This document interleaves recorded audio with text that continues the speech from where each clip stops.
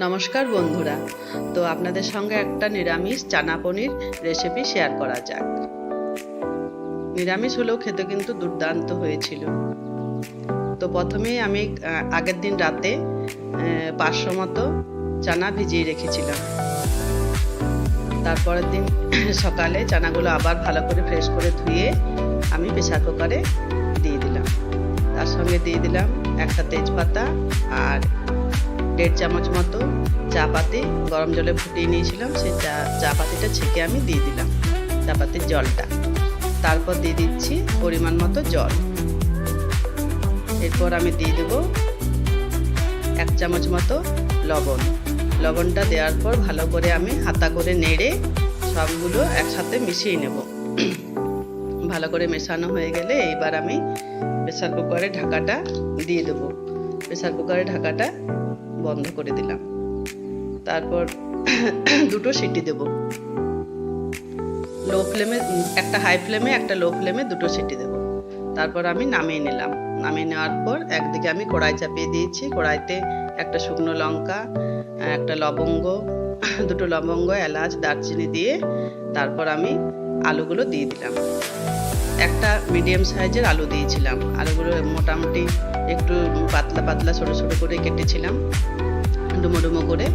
তারপর আলুগুলো একটু তেলে ভাজা হয়ে আস্তে আস্তে লবণ হলুদ দিয়ে দিলাম। আলুটা কিন্তু ভালোভাবে একটু ভেজে নিতে হবে। আলুটা ভাজা হয়ে গেলে এরপর আমি দিয়ে দিলাম আদা আর কাঁচা লঙ্কার পেস্ট। আদা কাঁচা লঙ্কার পেস্ট দেওয়ার পরে আমি ভালো করে কিন্তু মশলাটা ভেজে নেব। এবার আমি দিয়ে দিলাম জিরের গুঁড়ো, গোলমরিচের গুঁড়ো, ধনের গুঁড়ো। তারপর দিয়ে দিচ্ছি লাল মির্চ।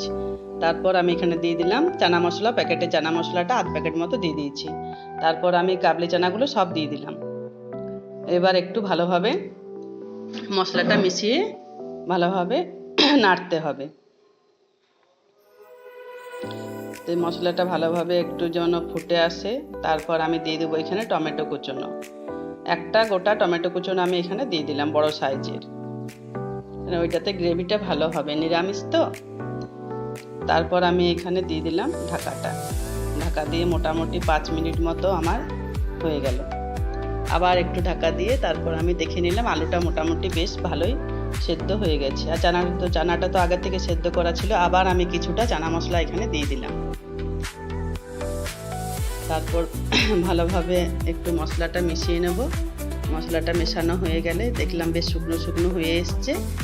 এবার আমি এখানে গরম জল করে রেখেছিলাম, সেটা দিয়ে দিলাম। তারপর দিয়ে দিলাম কসুরি মেথি কতটা। তারপর পনিরগুলো সব দিয়ে এবার আমার পনিরগুলো দেওয়ার পর মিনিট 5 আরও ভালোভাবে ফুটবে।